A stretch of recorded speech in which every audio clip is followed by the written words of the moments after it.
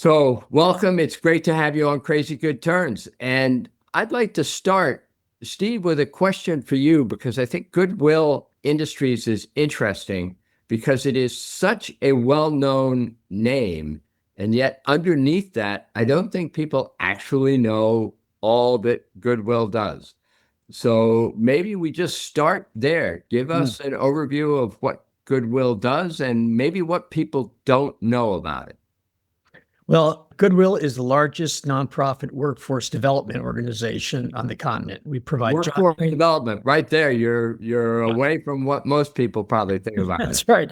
Well, we're glad people know the stores because they donate and shop, and those stores are an engine for opportunity. We hire many people that have various challenges into the stores, but the stores also are an important part of the funding for 650 job training centers across the country where we provide placement services, wraparound supports, very specific skills training as well. And we provide intensive job support services to over 200,000 people a year and a whole variety of services to over 2 million people a year. And we also have 50 adult high schools across the country where adults can get a high school diploma as well as a relevant technical credential to help them as they enter the workforce. That's fascinating. I would bet that if you gave a multiple choice to most people, they would not think that Goodwill actually had high schools for adults. That's quite amazing. They're incredible. We actually have 7 high schools inside of prisons in the state of Texas. And those are just really remarkable places where people are just able to sort of re-envision their lives. And when they leave incarceration, find just a fundamentally different path to opportunity with the tools they get. So maybe with that as a bunch of new items for our listeners, I suspect, maybe, Steve, you could give some of the background on Goodwill. Start and how did its mission develop? Yeah, it's really a cool story. So we were founded almost 125 years ago by a Methodist minister who had a dream of becoming a missionary in India. And the Methodist Church says, we're not sending you to India, we're sending you to like the poorest part of Boston. And he was getting his degree there at the time. And so he was sort of already embedded in the community. And he and his wife went to the South End and it was just desperately poor, did everything they could to help people living in terrible tenements. Their children would be left there uncared for because the mothers had to work. So they started daycare and they provided, bathing services for people, bathing facilities for people because they didn't have them, just anything they could do. And they started collecting clothes to give to poor people because they didn't have clothes. And, and this guy's name was Edgar Helms, and Edgar Helms said, you know what? If we could like repair these clothes and clean these clothes, we could actually start a business. And then we wouldn't have to give this clothing away as a charity. We could actually give people jobs and they could take care of themselves and we could train them. And it's no longer a charity. He said, it's now a chance for a better future. And that's how the entire concept was birthed. And once it caught fire, it began spreading throughout the country through him and became what it is today. So I will also want to take a pause here for our listeners. I've known Steve for many, many years. I've known Steve in different incarnations as a business leader. He ran a couple of very significant private companies. He was a CFO with some major public companies. He was the Secretary of Housing under George Bush. He was administrator of the Small Business Administration. I mean, Steve, you have had a lot of very, very impressive jobs.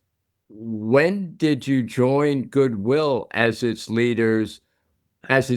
What were the circumstances? How'd you get to where you are now? Yeah, so I had left the last company I ran. And increasingly, I just had a real burden for adults who had challenges in life and couldn't find a path forward. And I felt like there were so many people on the outside looking in and didn't know how to get in. And this was sort of amplified in part by the fact that when I was a single guy in New York City, I was an investment banker, and my every weekend I would go and I'd work with kids in tough neighborhoods. And I just did it because it was just this pocket of sweetness in my life, which was otherwise kind of crazy. But when I became HUD secretary, I felt like I saw what happened to those kids when they didn't make it out. And I saw what intergenerational poverty looked like. And obviously HUD's the federal agency that probably works the most on poverty issues. And so I wrote a personal mission statement for myself. And it basically said to run a company whose stated mission it is to employ what I think I call difficult to hire people, help them to get skills and opportunities and find a better life for themselves, their families, and improve our communities. And I thought I was going to try to run a company that would sort of somehow fit into this. And I got a call from an executive recruiter about Goodwill. I, like you, didn't know what Goodwill did. So I said, no, thank you. I'm not interested in the job. And a couple of weeks later, the partner at the recruiting firm called me back up and said, I actually think this is kind of what you really want to do. And we've had conversations. And then she told me more about the mission, and I read more about it. And I just said, I just can't believe I almost didn't grab onto this. And so I interviewed with the board, and we were off to the races. And what year was this, Steve? I started in January of 2019. Wow. So, right. almost 7 years. Almost 7 years. So it's almost 7 years. This is a bit of a detour, but I'm curious of what running Goodwill during COVID was like. Oh, it was, it was, a moment in time where, you got to be on your game every day because you know what matters. And Frank, it actually reminded me of leading HUD during the housing crisis and leading SBA during the container crisis. It was sort of another version of that. We are a network of 150 local organizations. It's not one big integrated Goodwill. These are community organizations that are embedded locally and understand the people who have the needs and what the opportunities are, et cetera, et cetera. But a byproduct of that is many of those organizations are subscale to be able to handle something like this. Maybe don't have the resources in some cases to be able to access the supports. So went pencils down. We had weekly phone calls, and we started with daily phone calls with all the CEOs, bringing resources from attorneys, from financial firms to help them do their cash flow planning, to help them understand what was happening on the federal front and how to access support. Like, we were just all hands bringing expertise, content, support, consultative services to help people through that phase. And it was a time when the network just came together, and it was really wonderful to see the partnership. And it was really a special thing for me to have been a financial leader, to have been a governmental leader, to have led through crises, and to be able to actually pour those experiences to this time in need in a way that hopefully had great impact for people. Yeah, what an amazing experience that must have been, leading Goodwill through such a time of need and crisis. Michael, how long have you been associated with Goodwill? Almost 7 years. So almost the same period of time. You might have started on the same day, Michael. I started July 1st, Okay. 2019. Okay, how about that? Well, so I'll ask you, what was COVID like for you and your association with Goodwill? I had just started at Goodwill not long before COVID, and What did you start as? What was the job? I was a processor where you stand at a computer and you price all the stuff that comes through, like the hard lines and stuff. Yeah. And I would price everything and send it out and in a buggy, and then somebody comes and they take it out and they put it on the shelves and everything. And that's what I did. And then I became a truck driver. Okay. Well, and were you a truck driver during the COVID period? No, I started right after the stores opened back up. Okay. All right. What got you, how did you get to the job at Goodwill? What was your path there? Well, I got myself into some trouble, and I was having a hard time getting a job, and everybody needs a job. A job gives you purpose. And I got myself cleaned up and straightened out, and but I couldn't get a job, and nobody would give me a chance. And I was doing community service at Goodwill through my probation officer, and one of the managers asked me. She said she liked my work ethic, and she asked me would I like to have a job, and I was like, yeah, more than anything.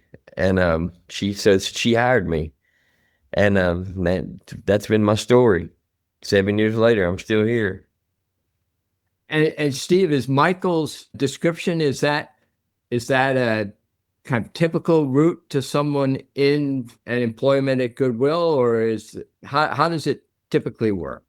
Yeah, there's two pathways. So Michael came to work at a Goodwill store and is a great example of somebody who said, I want a different future. I'm ready for a different future, and I just need a chance. And what we often don't realize is how many people who've had challenges in life are ready for something different. They've come to a different place in life. And by providing people a chance, their lives change. And we don't change their lives. They change their lives. We just get to walk alongside them. The other thing that latter is just such a hugely important point, right? It is. We're not the saviors coming through here. We're somebody who says, and not only that, Michael's a great partner in that operation. Michael's adding value. Michael has, started out as a sorter, but now he's working with vehicles, right? The other pathway is people coming into those 650 job centers. And so people very similar to Michael might come in and say, look, I need a job. I need support.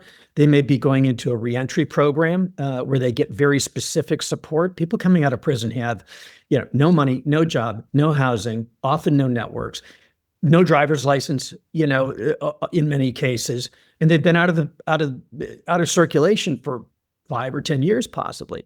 So they come into the center and they get the support they need to kind of stabilize their life, hopefully get job skills, job readiness skills, and placement into employment.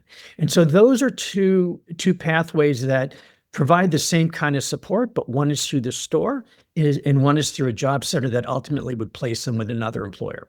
So you do both the training and placement services. Training and placement. And very importantly, at the front end, we do what's assessment. We work with a person to say, kind of, where are you in life and what kind of support do you need? And what do you hope to do? And that's very important at the front end because people have different needs. Some people might need housing support. Some people may be pretty, stabilized in life, but they just need some foundational skills and a job. So we really try to make sure that we match the solution to the individual. So Michael, in your case, moving into the trucking side, was there training provided in that, or what kind of training were you getting? Well, I mentioned to my manager that I'd really like to go on the trucks, and they actually had somebody quit that day, and so I got a call from Morris's partner. And he asked me, he said, I heard you wanted to go on the truck. I was off that day. He said, I'm sorry to bother you at home, but I heard you wanted to go on the truck. So I was like, yes, sir, I'd love to. He's like, well, Monday, show up with some steel toe boots and you can go. And so it was that simple. And I love it. I do. I love it. Yeah.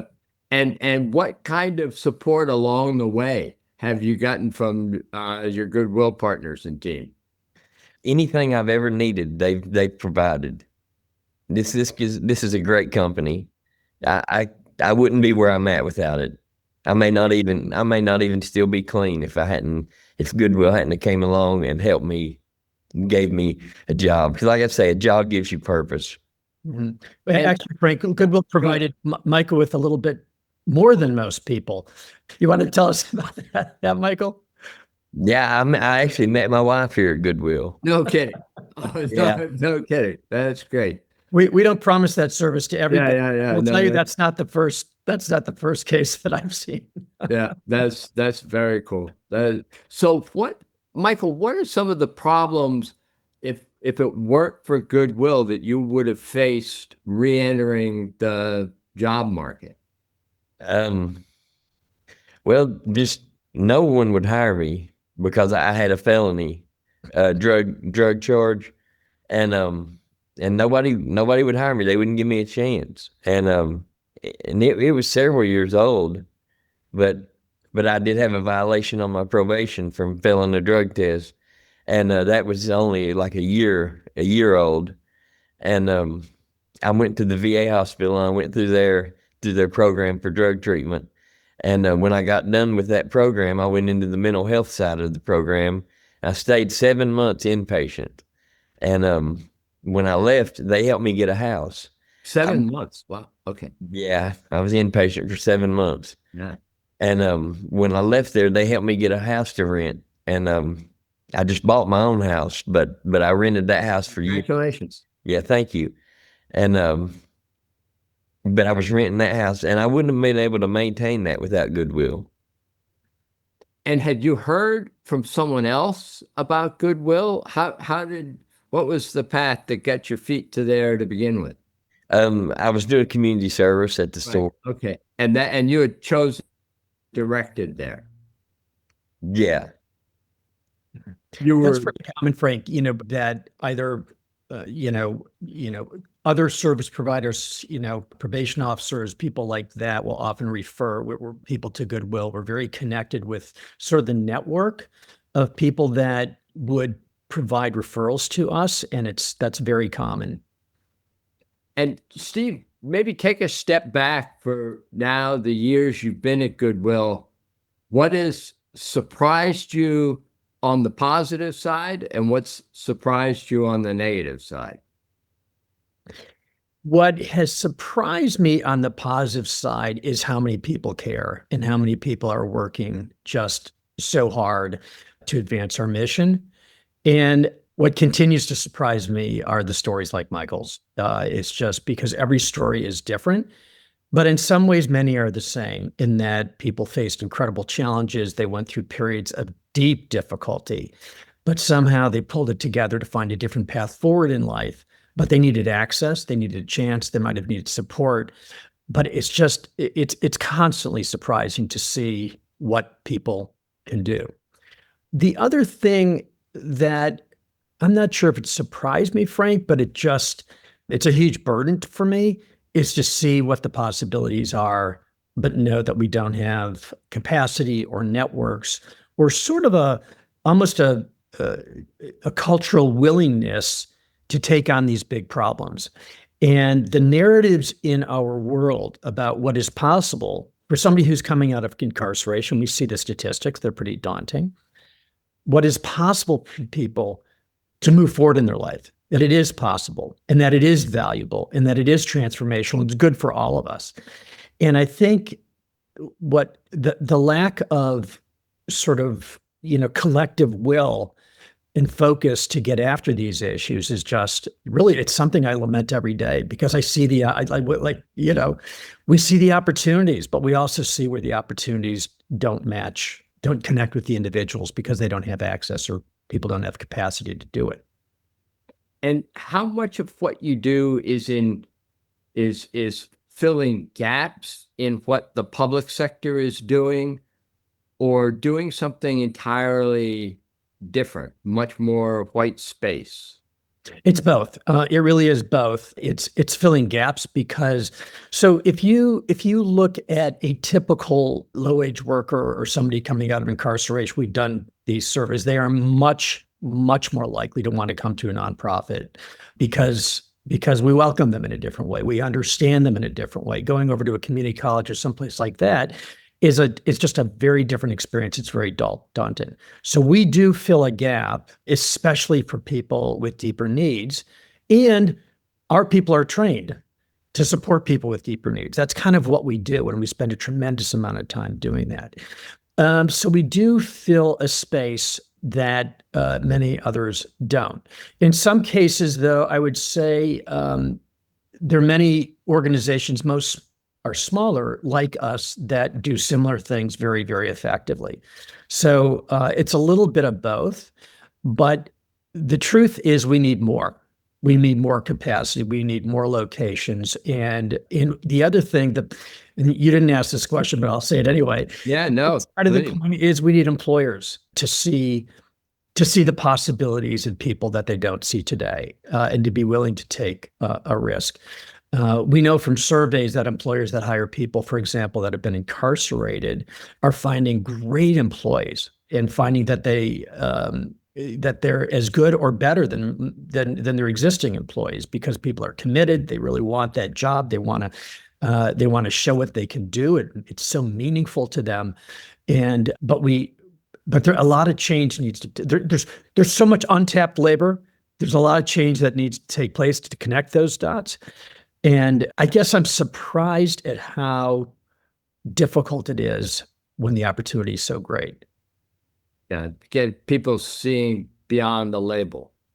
Exactly. Yeah. Exactly. And the label's powerful because it ends up guiding public policy, it guides public opinion, it guides employers, and moving beyond that to understand the bigger story is necessary for us all to move forward.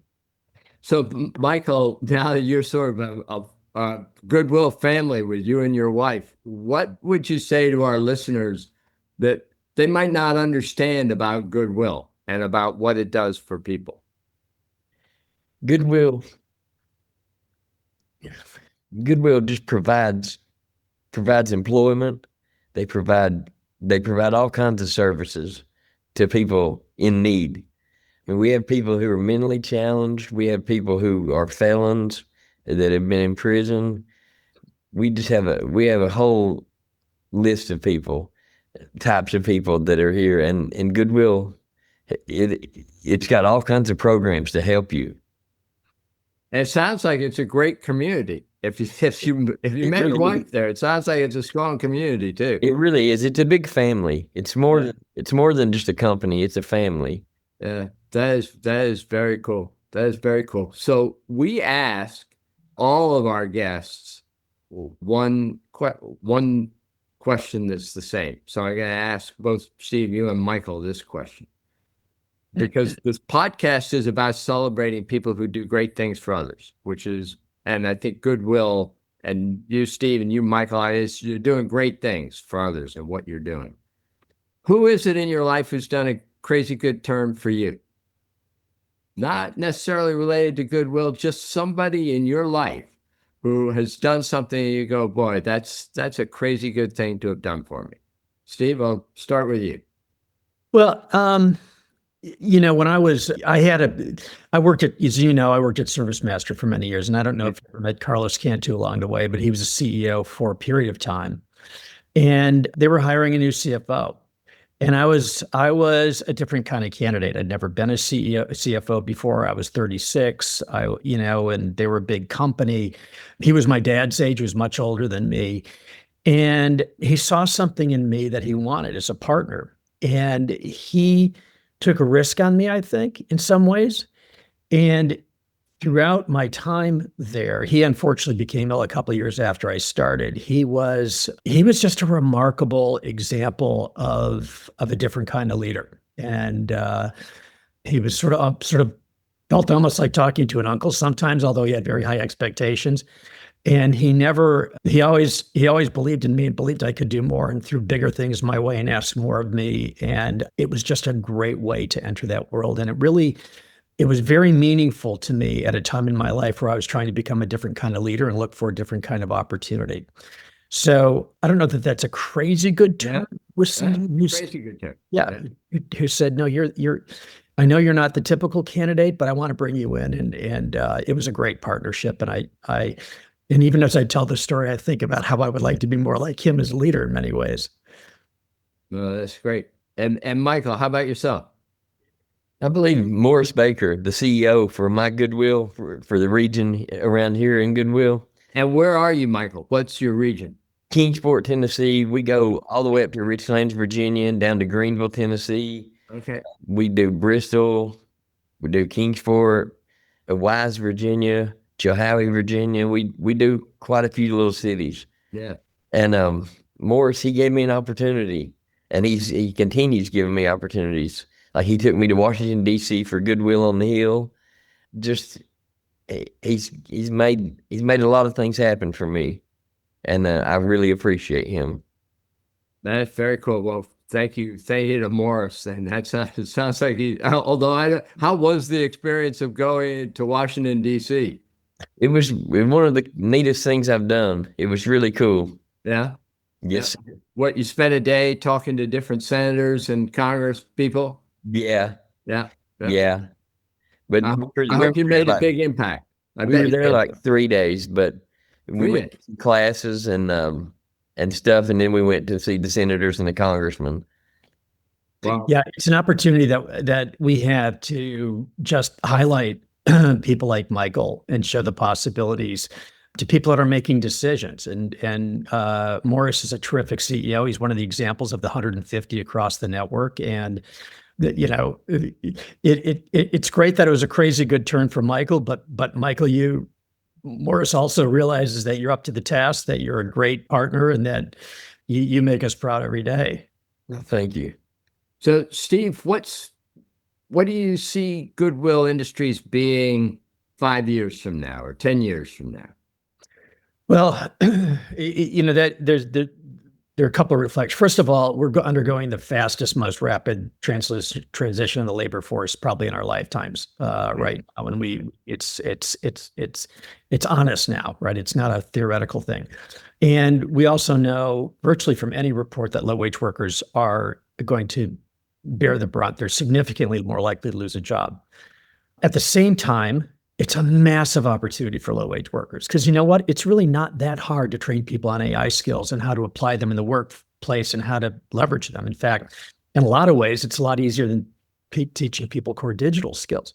So my hope over the next several years that as we see this rapid transition in the workforce, it's not just AI, it's healthcare skills, it's trade skills, that we will increasingly be able to be that bridge for people with low wages, with other challenges, into just, economic livelihood, kind of a completely different pathway in life.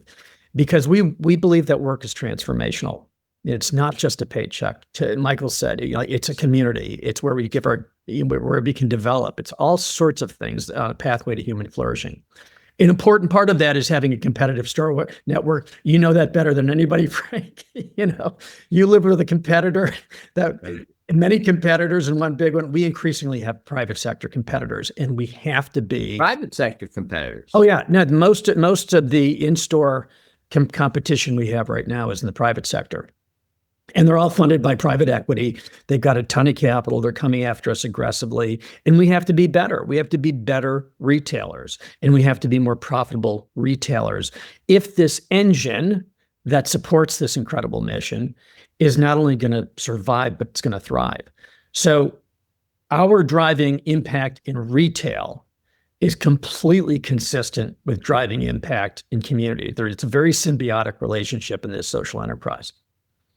And do you think, I'm sure you've done some studies on this, but do you think the typical person who uses Goodwill either to donate clothes or buy clothes or whatever, how aware are they of your mission around employment and helping training and the rest?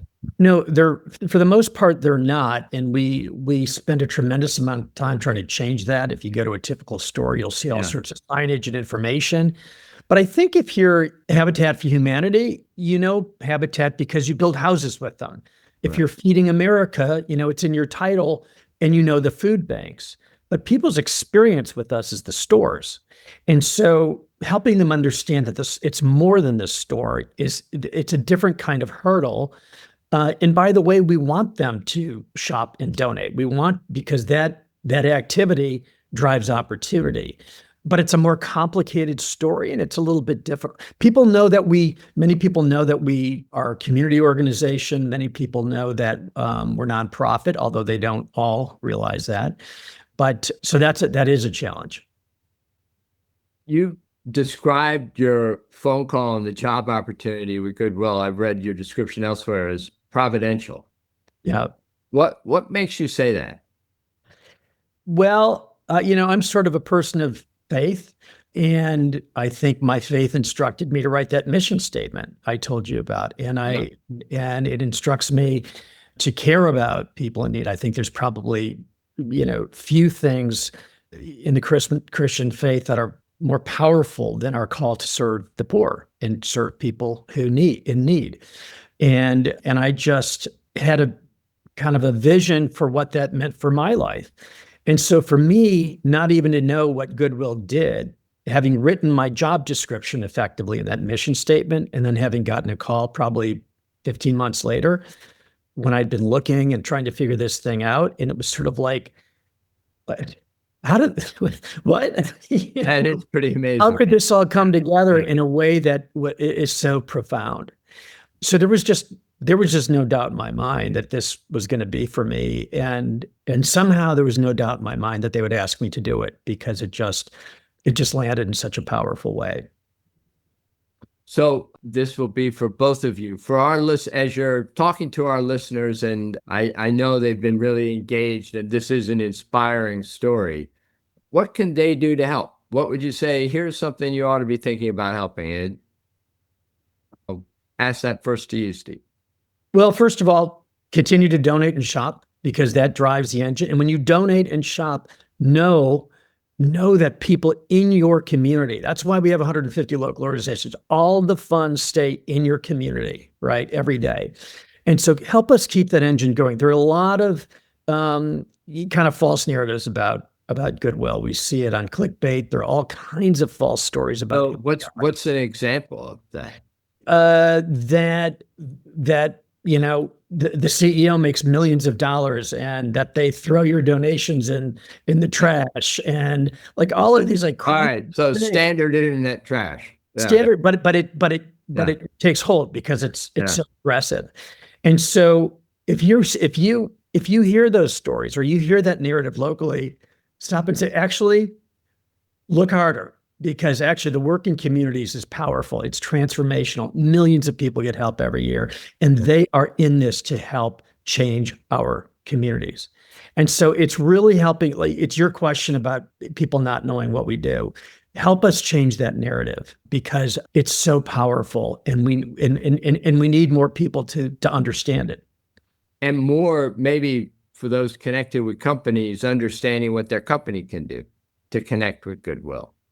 Absolutely. So companies provide us any number of kinds of support. Obviously, companies hire our employees, our participants, which is critical.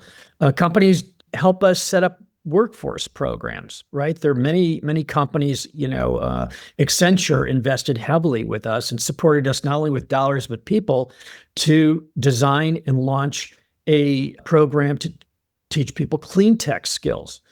Solar panel maintenance, EV charging station, heat pumps. And all of a sudden, we are now expanding that throughout the country because of the support they gave us. So it's, and many times we've got, it's not unusual for us to have people on staff that are lent to us by major consulting firms, So we get a lot of unique support from our corporate friends that really helps us do things we wouldn't be able to do otherwise. Yeah.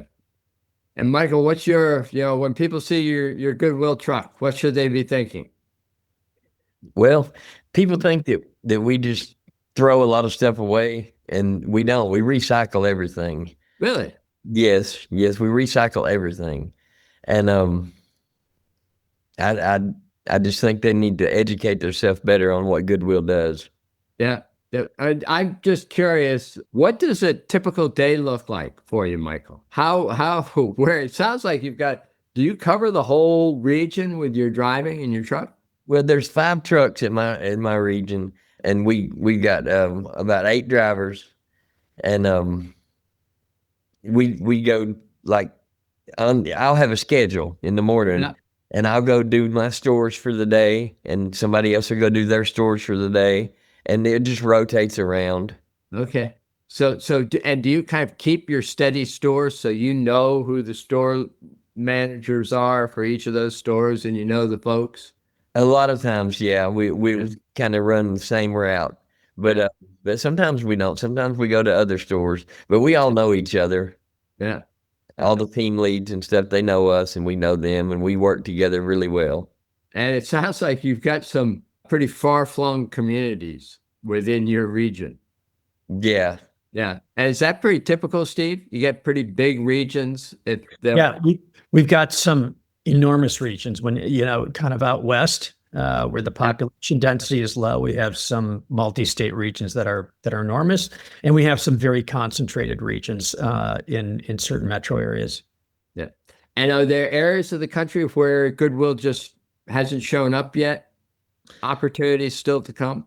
The territories, all of the United States is basically covered with a territory, and 84% of the population lives within 10 miles of a Goodwill store.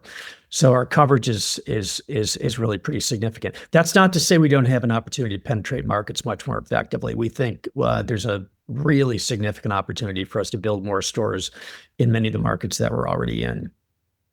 All right. So I've got last question for you, Steve, because I know the success you've had in your life and your career. What keeps you doing this job?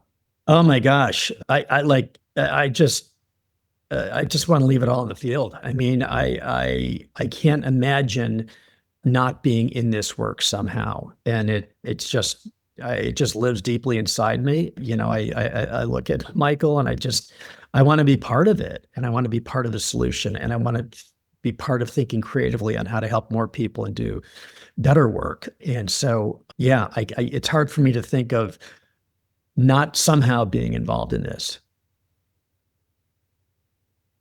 Awesome. That's a wrap. That's terrific.